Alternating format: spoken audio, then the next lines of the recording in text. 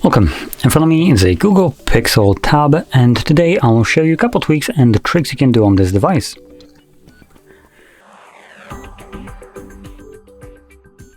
So let's start off with the home screen, which has a couple of features that you don't actually get to see right off the bat. Now, one thing that Google has introduced, I think like a couple of versions ago, was this little thing that you can see, these two apps right here. So these are not actually apps that are added right here. They simply keep switching for the newest app that you have opened, as long as I think it's not in the taskbar. So as an example, if I open up settings, as you can see, it changed to settings. Now if I open up something else like Play Store, settings will move over here and Play Store should be right over here. Nope, I guess it kept the messages, it removed settings. But in any case, you can see that it basically substitutes apps with I guess the most recent one used. And if you remove more apps from here, then more apps will become like this, as you can see right now. So it's basically an empty space right here, and as long as the space is empty, it just fits it with most recently used applications. The more you remove, obviously, the more recent applications you can see. Now moving on, we also have the home screen wallpaper, or Wallpaper and Style as it's called. So in here you can customize the look and feel of your device. Now you have the typical changing wallpaper, whatever, but below that we have wallpaper color. So this allows you to pick color scheme for, as you can see right here, this kind of lime almost like color, greenish or teal, I think it is, whatever. Anyway, it basically picks it from the wallpaper that is set right now. And you have a couple different ones that it creates based on the wallpaper, so you can cycle through them, and it will automatically change the color scheme of your entire device, which is a pretty nice thing, especially if you have some kind of like colorful wallpaper. You can tailor it, the rest of the color scheme to that wallpaper, which is obviously nice. And below that we also have themed icons, so this basically changes the icon look to, well, fit with the color aesthetics. Now this is okay. Personally, not the biggest fan of it. It just makes them look all bland. But like I said, it's personal opinion. And also it might look better with different wallpaper. Now, moving on to the next option, it's going to be the hub mode, though I don't have the hub, so I'm just going to explain it. But here we have a couple different things that you can do with the device when it is in hub mode, which is basically attached to the speaker. And we have screensaver, whatever, it's a screensaver. At a glance, remind alerts and more from assistant, so that's pretty nice. Now, obviously, I think everything here will be enabled. So if you don't like something that happens with your device when it's in the hub mode, you might want to just turn it off from here. So we have dock settings right here. We also had at a glance. So just go around here, find what interests you, and customize it. Now, anyway, let's move over to something more interesting. So we're gonna move over to something that is specifically from Google and only on Pixel devices, as far as I know. So that would be the Now Playing option. That is located under Sound, right over here. You can scroll down and you have the Now Playing. And as you can see, when enabled, it will identify songs on your home screen. Though this, I would argue, works better on phones rather than a tablet, because phones, you walk with them to stores and other places. And what it does, once you actually connect to Wi-Fi, it will download the list of songs that it will then use to identify what's playing. So you don't need to connect to network. This doesn't take much space on your device, and it's downloaded once, and I guess updated probably every so often to keep track of the newest songs, obviously. Now, once that's done, when your device is on a lock screen, it will display the name of the song somewhere at the bottom. Whenever any kind of song is playing. It also keeps track of these songs that it identifies. So you can see it right here, Now Playing History. So later on, once you like check out your phone, you hear a song in the store, if you're using a phone, and you like it, you kind of forget about it, you see the song name, whatever, right? Then you can navigate in here, check it out. It will have the names of the songs that we're playing. whenever it actually identified something. Like I mentioned though, this option is very nice if you tend to, I don't know, maybe listen to radio in your house or something like that, because obviously you won't be walking with this in your pocket throughout like shopping malls and stuff. So this option is a little bit less useful on a tablet, but it's still a very nice one considering it works in the background and you don't need to do anything extra, unlike Shazam, which will require you to open it up and then start scanning for music. Here you hear a song, it automatically, if you want to know, you take out your phone and it already tells you what the song is, which is really nice.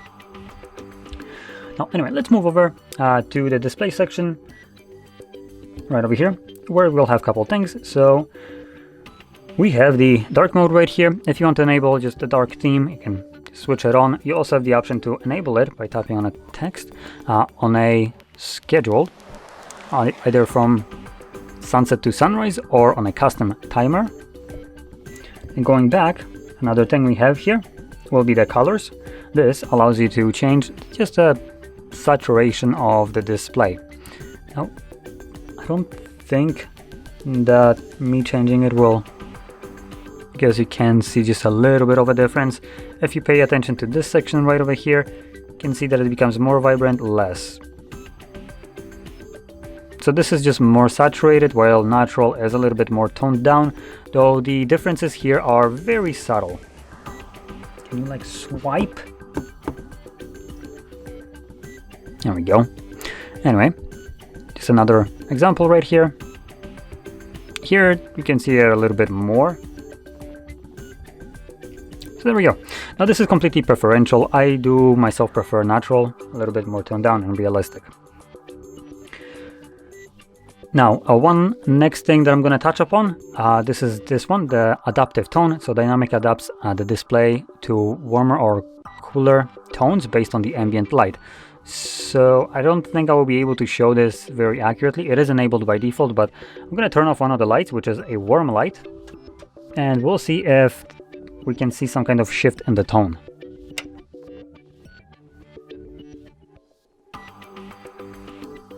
Let's try to change even further.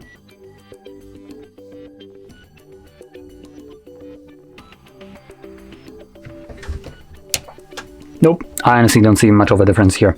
It could be that it's doing it gradually, and obviously what this strives to do, and the reason I'm pointing this out is because to some people it might be a little bit annoying, but what it strives to do is to match the white color of the display to the ambient lighting. So obviously, as an example, if you're outside during the daytime, then the display will probably be, let's just call it neutral. But when sunset is coming around, obviously the entire outside starts to get a little bit more warmer in color.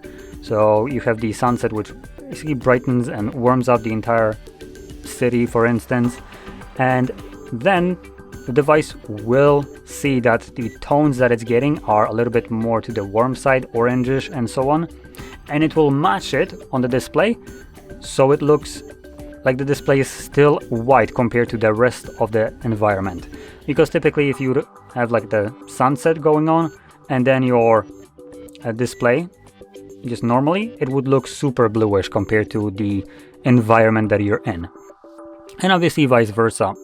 So if you're in a daytime and you're inside with your warm lights and at home, get out, then the display will look super like warm, almost like a faded paper.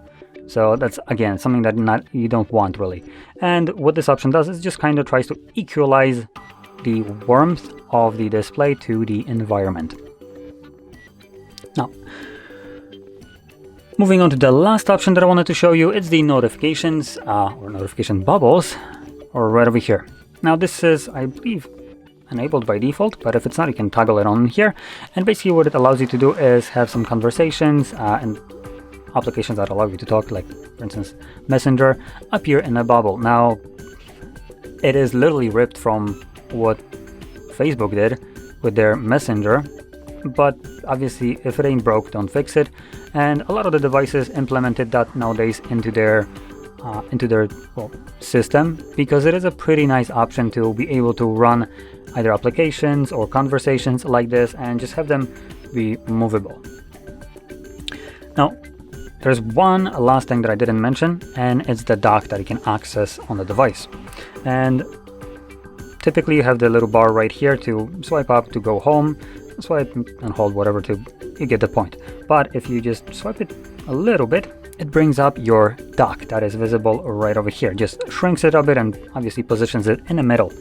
And this only is accessible to you if you are in an application. So from here you can either tap right over here, and this will show you all the installed applications. And what you can actually do is, for instance, grab one, yoink the side, and have a quick split screen function. It's basically that easy. Move it outside, can bring it back up. See, we don't actually have any way of having it in pop-up view, so that's the only thing that it can do.